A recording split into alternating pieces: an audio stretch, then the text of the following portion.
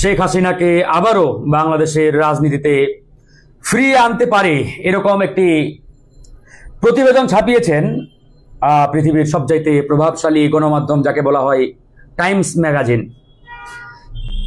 এই খবরে অনেকেই হয়তো এটাকে হালকাভাবে দেখেন, অনেকে এটাকে অন্যভাবে ব্যাখ্যা বিশ্লেষণ করার চেষ্টা করতে পারেন। তবে টাইম ম্যাগাজিনের আজকের এই প্রতিবেদন আসলে বাংলাদেশের জনগণ এবং আমাদের রাজনৈতিক দলগুলোর জন্য বড় ধরনের একটি অশনি সংকেত বলে আমরা মনে করি। এই যে আমরা বিপ্লব পরবর্তী বাংলাদেশে শুরু থেকেই বলে আসছি যে আমরা হাসিনাকে বিতাড়িত করেছি, বাট হাসিনার রেখে যাওয়া সন্তান যারা, তার এজেন্ট থেকে শুরু করে তারা কিন্তু এখন পর্যন্ত বাংলাদেশের প্রত্যেকটি জায়গায় প্রত্যেকটি দপ্তরে স্তরে বিদ্যমান আছে।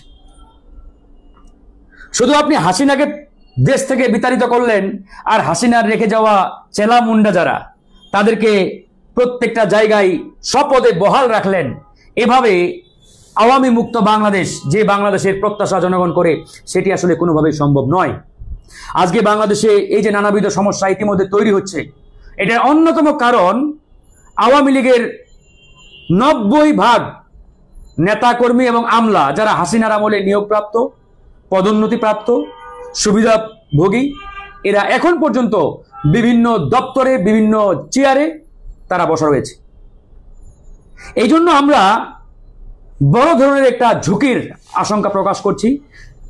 সেই আশঙ্কাটাই আজকে ইন্টারন্যাশনাল যে গণমাধ্যমগুলো আছে, আন্তর্জাতিক গণমাধ্যমগুলো, তারা কিন্তু প্রকাশ করছে। এই যে হাসিনা বাংলাদেশে আবার ফিরে আসবে, আবার আরেকটা খবর ইতিমধ্যে ব্যাপকভাবে চাওর হচ্ছে, যেমন আওয়ামী লীগকে সাংগঠনিকভাবে গুছানোর দায়িত্ব ইতিমধ্যে দেওয়া হয়েছে আওয়ামী লীগের 3 জন নেতাকে। আপনার জাহাঙ্গীর কবির নানক, মাহবুবুল হক হানিফ, বাহাউদ্দিন নাছিম, এই 3 জন নেতা দিল্লিতে বসে আওয়ামী লীগ গুছাচ্ছেন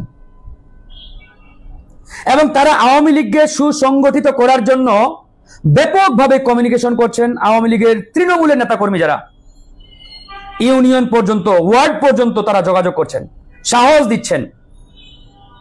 এবং আমার এই কথাটি যে শতভাগ সত্য, এটি আপনি চাইলে 5 মিনিটে প্রমাণ পেয়ে যেতে পারেন বা প্রমাণ করতে পারবেন।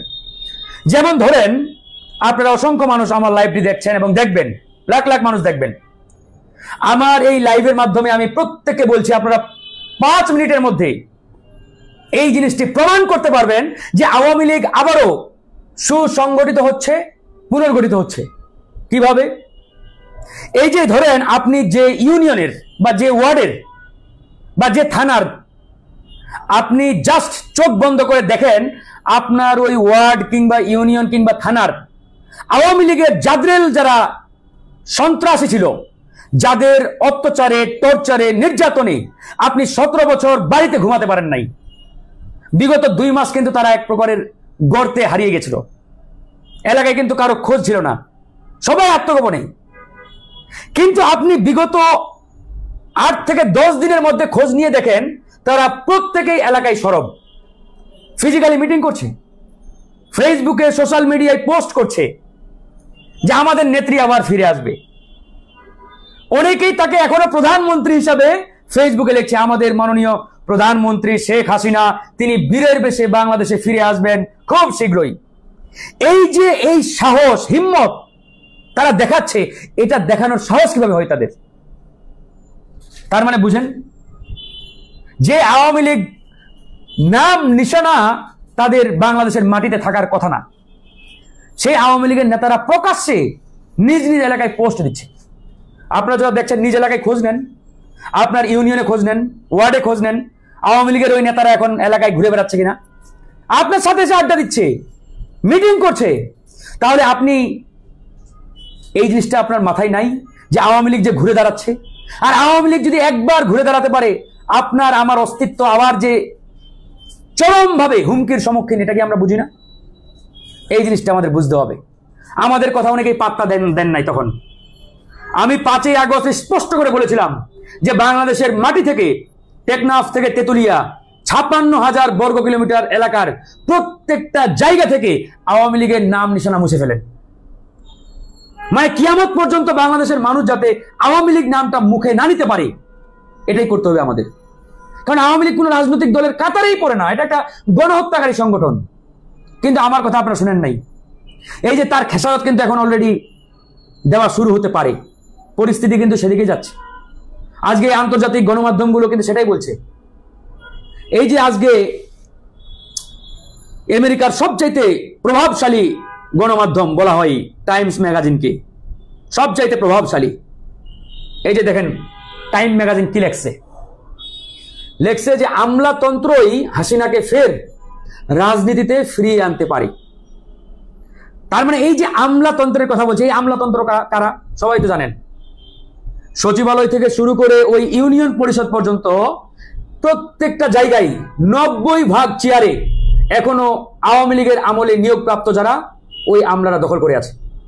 থানার ওসি, জেলার পুলিশ সুপার, ডিসি, ইউনো, সচিবালয়ের সচিব টচিব থেকে শুরু করে, মানে এখনো ক্ষমতার নাটাই তাদের হাতে।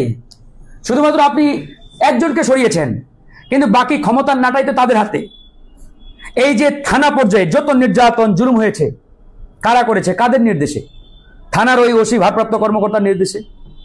650 থানা বাংলাদেশে, কয়টা থানার ওসিকে পরিবর্তন করা হয়েছে দেখেন তো খোঁজ নিয়ে? খুব বেশি হলে 10%। তার মানে 90% থানায় এখনো ওই হাসিনার ওসিরা বসা।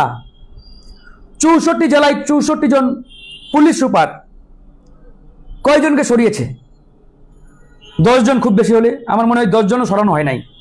তাহলে এখনো 90% পুলিশ অফিসার জেলা পর্যায়ের শেখ হাসিনার আমলের। ক্ষমতার নাটাই তো তাদের হাতে, তারা তো যে কোনো মুহূর্তে চাইলে যে কোনো কিছু ঘটাতে পারে।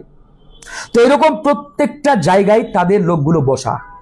তো এদেরকে রেখে আপনি কিভাবে জনগণের বাংলাদেশের প্রত্যাশা করেন? হাসিনা পতনের পর দিনেই এই সরকারের উচিত ছিল এক অর্ডারে, এক আদেশে হাসিনার আমলে নিয়োগপ্রাপ্ত প্রত্যেকটা অফিসারকে অব্যাহতি দেওয়া এবং দেশপ্রেমিক অফিসারদের এসব পদে নিয়োগ দেওয়া, কিন্তু তারা করে নাই। এই কথাগুলো আমরা গতকালকে প্রধান উপদেষ্টার সাথে আমাদের মিটিং ছিল, সেখানে আমরা বলে আসছি, সবগুলো আমরা স্পষ্ট করে বলেছি নাকি।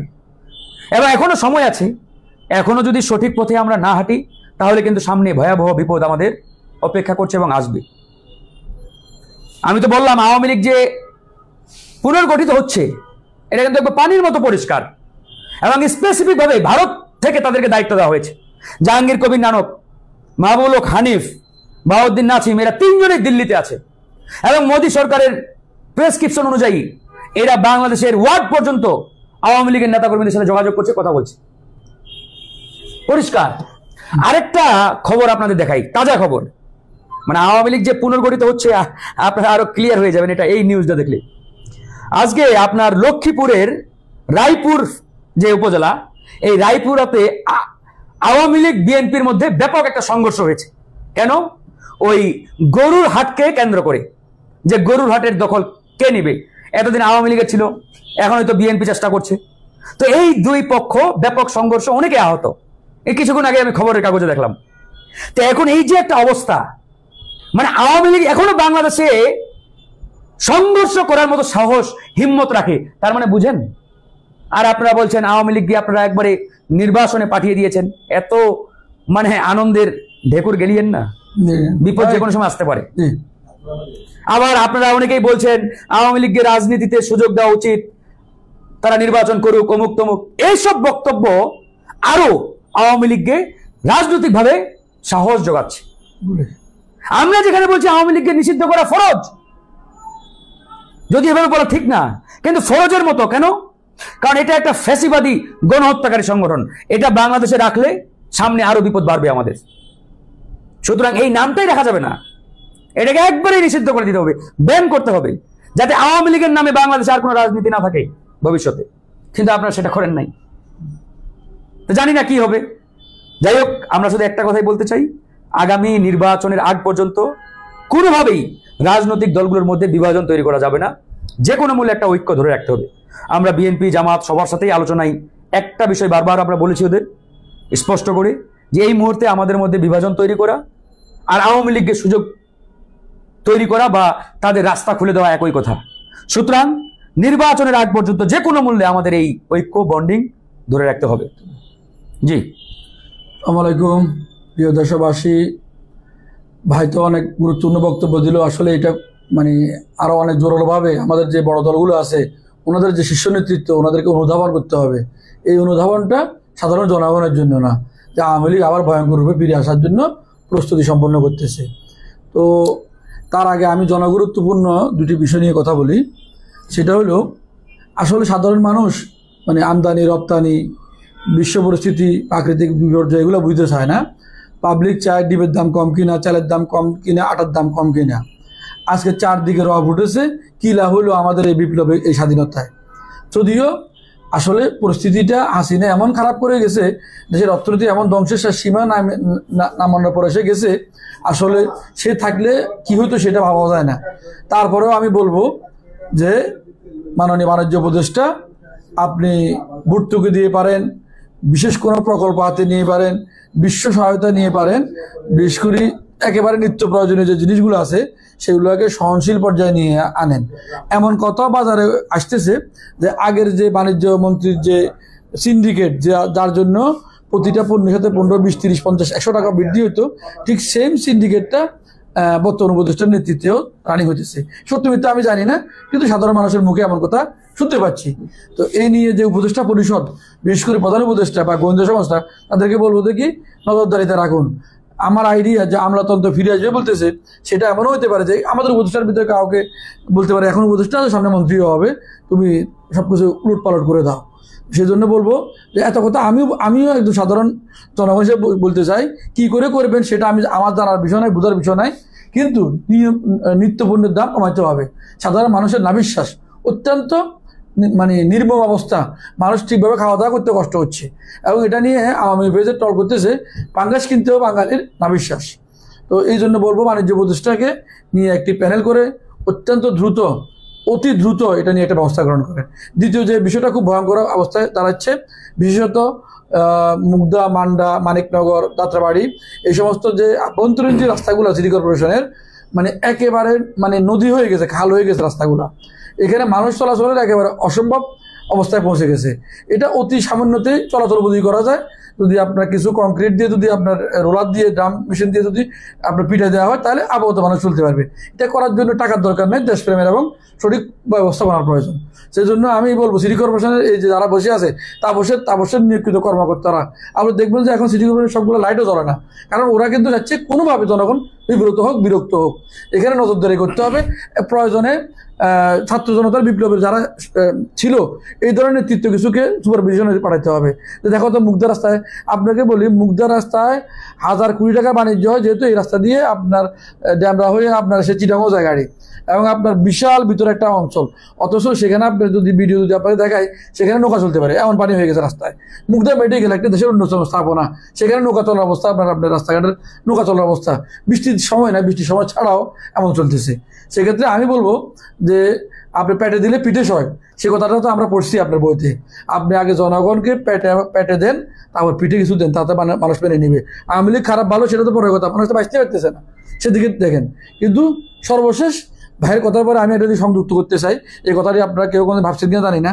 আমার মতে আওয়ামী লীগ কোনো দল না, এটা একটা ধর্মের নাম। কেমন ধর্ম জানেন? আপনার এত মহাদুর্নীতি, এত গণহত্যা করার পরেও কিছু কুসন্তান আপনার এখনো আওয়ামী লীগ করতে চায়, আওয়ামী লীগের কথা বলে। এরা কারা জানেন? আমি প্রায়শই ভাবতাম যে দেশে তো অনেক খারাপ মানুষ আছে, এদের সন্তানগুলো কারা? আসলে এরা তারা। আমি বলি আওয়ামী লীগ একটা ধর্ম, এই ধর্মের কাজ হচ্ছে লোপাট করা, দুর্নীতি করা, মিথ্যা বলা, খুন করা, ওদের একটা সমাজ। এই অপরাধীর একটা সমাজের নাম হচ্ছে আওয়ামী লীগ। এটা কোনো রাজনৈতিক দল না, এটা একটা অপরাধীদের সমাজ, এর নাম হচ্ছে আওয়ামী লীগ। সেই আওয়ামী লীগের পক্ষে যদি বাংলাদেশের কোনো উপদেষ্টা, কোনো রাজনৈতিক দলের নেতা যদি ফের তাদেরকে পুনর্বাসন অথবা ওদেরকে দলের মানে আবার কার্যক্রম করার জন্য যদি আপনার যদি কথা নিয়ে ওদের পক্ষে কথা বলে, আমরা সাধারণ জনগণ সে যেই হোক, আমি আবারও বলছি, সে যেই হোক, তার জন্য আমরা জনগণ ব্যবস্থা নিব। তাকে টেনে হিঁচড়ে তার চেয়ার থেকে নামাবো, নামে তাকে রাস্তায় ছেড়ে দিব। জনগণ যা ব্যবস্থা করবে, কি করবে সেটা আপনারা বুঝে নিন। এই ব্যাপারে আমরা খুবই সিরিয়াস, কারণ আমাদের জীবন বাজি রেখে আমরা এই হাসিনা সরকারের পতনের জন্য রাজপথে যুদ্ধ করেছি। আমাদের অধিকার আছে এই কথা বলা।